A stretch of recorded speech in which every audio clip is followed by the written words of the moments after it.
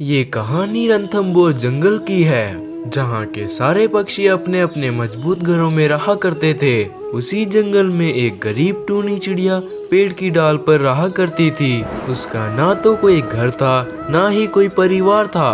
वो बिल्कुल अकेली थी। उसकी इस मजबूरी के कारण कोई पक्षी उसकी मदद नहीं करता था। इन दिनों बारिश का मौसम आने वाला था। सभी पक्षियों ने अपने अपने घरों को मजबूत कर लिया था, ताकि बारिश के पानी से उन्हें किसी भी समस्या का सामना ना करना पड़े। एक दिन टूनी चिड़िया डाल पर बैठी हुई थी, तभी उसके पास कुछ पक्षी आते हैं। अरे देखो पक्षियों, ये गरीब चिड़िया कैसे एक डाली पर बैठकर अपनी जिंदगी गुजार रही है।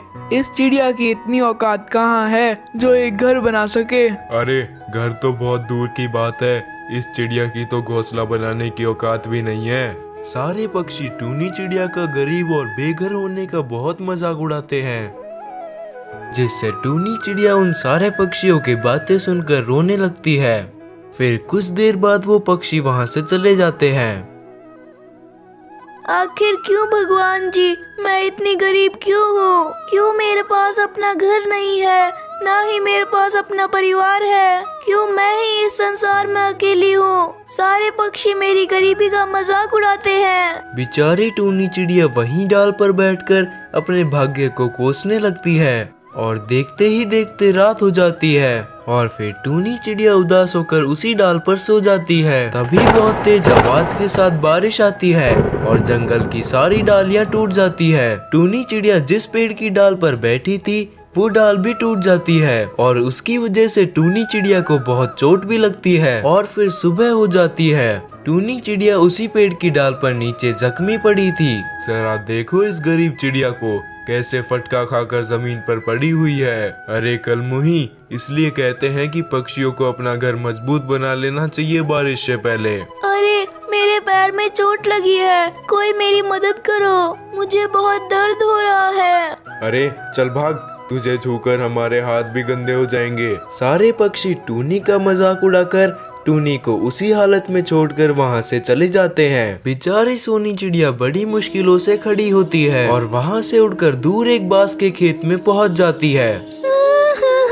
सारे पक्षियों ने ठीक ही कहा था, मुझे एक पक्का घर बना लेना चाहिए, वरना बारिश में तो मेरी हालत खराब ही हो जाएगी। लेकिन मैं घर कैसे बनाऊं? मेरे पास तो पैसे भी नहीं है कि मैं एक घर बना सकूं। कुछ देर सोचने के बाद टूनी चिड़िया को अपने सामने रखी बांस की लकड़ियाँ दिखाई देती है। उसे एक आइडिया आता है। अरे वाह, यहाँ पर तो बहुत सारी बांस की लकड़ियाँ हैं। क्यों ना मैं इससे अपना घर बना लूं, ताकि मुझे बारिश में अपना सर छुपाने के लिए कोई जगह मिल जाए। टूनी चिड़िया वहाँ पर पड़ी बांस की लकड़ियों को एक जगह पर ले जाकर इकट्ठा करती है और उनसे अपना बांस का घर बनाने लगती है। कुछ दिनों की मेहनत के बाद टूनी चिड़िया अपना एक बहुत सुंदर सा बांस का घर बना लेती है और उसमें आराम से रहने लगती है। थोड़े दिन बाद जंगल में बहुत तेज तूफान आता है, जिससे जंगल के सभी पक्षियों के मजबूत घर भी नहीं झेल पाए और सबके घर टूटकर नीचे गिर जाते हैं। सभी पक्षी बहुत परेशान हो जाते हैं। अरे दोस्तों, इस तूफान ने तो हमारे मजबूत घरों को भी तोड़ दिया। अरे भाइयों, मैंने सुना है टूनी ने बहुत मजबूत बांस का घर बनाया है। चलो उसके पास चलते हैं, शायद वो कुछ मदद कर दे। फिर सारे पक्षी टूनी के घर पहुंचते हैं। अरे टूनी, तेरा बांस का घर तो बहुत मजबूत है। हम सबके घर तो तेज तूफान में गिर गए, लेकिन तेरे इस घर को तो कुछ भी नहीं हुआ। हाँ टूनी, हमने तुझे बहुत बुरा भला कहा, तेरी कभी मदद नहीं की। प्लीज हमें माफ कर दे, हम आज के बाद में तुझे उल्टा सीधा कुछ भी नहीं कहेंगे। तू प्लीज हमें अपने घर में रहने दे, हम पक्षी कहाँ जाएंगे।